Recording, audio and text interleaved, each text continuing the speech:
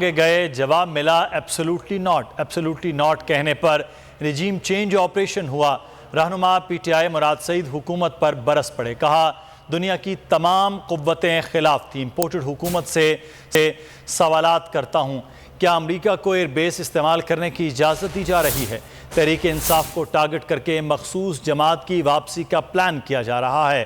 انہوں نے کہا سوات میں امن، ترقی، خوشحالی اور امن چاہیے، مگر وزیر دفاع جگتے مارتے رہتے ہیں۔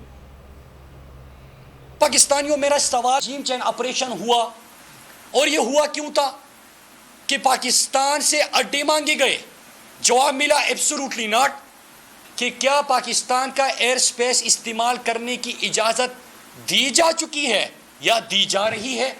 اور فاٹا امام جب ہو رہا تھا تو پوری دنیا میں بہت ساری طاقتیں اس کے خلاف تھی کہ اس میں پلاننگ یہ بھی کی گئی ہے بدقسمتی سے کہ ہمارے لاشوں کے اوپر کسی قومیت کے نام پہ سیاست کرنے والی جماعت کی ریوائیول، یہ پلاننگ کا حصہ میں 1.5 مہینے پہلے بتا چکا ہوں کہ فینسنگ ذمہ داری کس کی ہے یار۔ سبسکرائب کریں اور بیل دبائیں تاکہ کوئی خبر رہ نہ جائے۔